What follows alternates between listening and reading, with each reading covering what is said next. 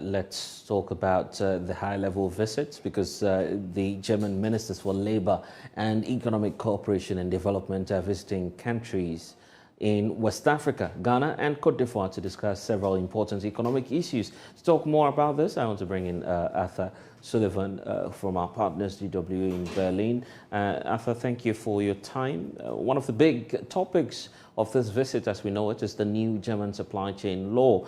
Can you tell us how that might affect trade between Germany and African countries such as Ghana? So the German supply chain due diligence law, to give it its full title, was brought in at the start of 2023. And its aim, according to the German government, is to improve the protection of human rights along global supply chains and, among other things, to prevent child labour, forced labour, and to ban substances that are hazardous to people and the environment. Now, the law is very much from the German side, so it requires German companies to manage their own supply chains in order to comply with the law. And companies in Ghana and indeed across Africa could be affected if they are part of a supply for a German company. So there is a chance that some suppliers and companies in Africa could be excluded from German supply chains if a German company felt that the law was being breached.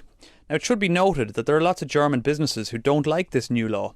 They say it is unrealistic for them to manage their supply chains to such an extent, particularly when the biggest companies may have tens of thousands of suppliers. Now, from the German side, the focus so far has very much been on offering support and information to foreign companies which supply the German market. But they are emphasising one thing: keep social and environmental standards as high as possible in order to stay in line with German companies and this new law. And part of the motivation for the ministerial visit this week to West Africa is to help push back against certain unethical practices in some industries, one of them being the cocoa production industry.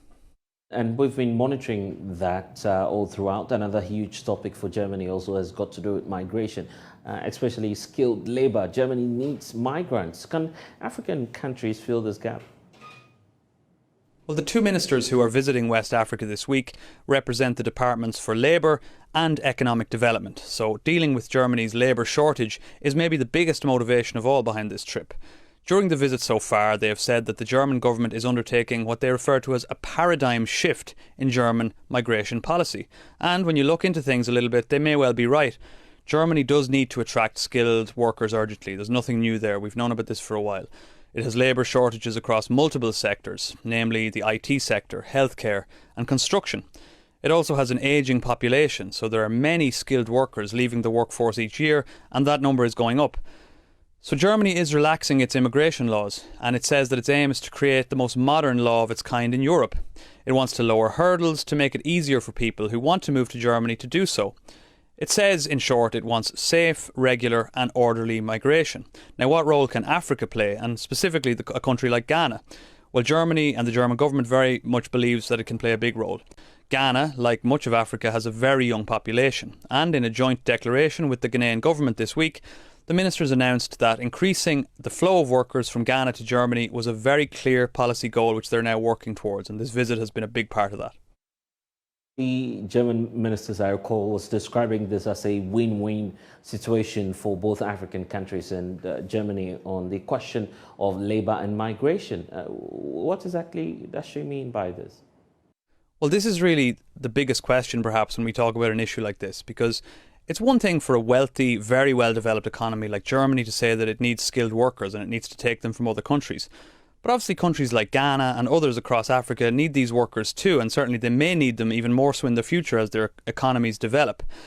Now, they need talented young people to stay within the domestic economy to make it flourish, and they don't necessarily want to suffer from what is a classically referred to as the brain drain problem, which has obviously afflicted economies across the world for many years at different stages.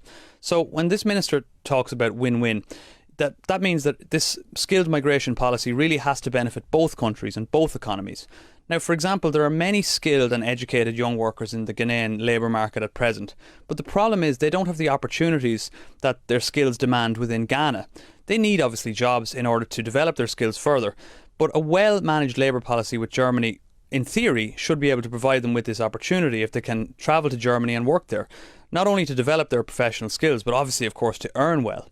And the obvious goal from the Ghanaian side would be that in future that may be also able to benefit the Ghanaian economy, because if these workers can one day return to help their own domestic economy, particularly when it is more developed and when they are perhaps able to meet their own satisfaction there, then this is obviously something that they could do, come back and benefit the Ghanaian economy in the long term.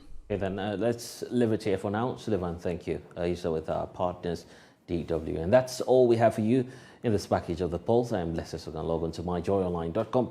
We have updates for you there. Next is Let's Talk Showbiz. Thanks for watching.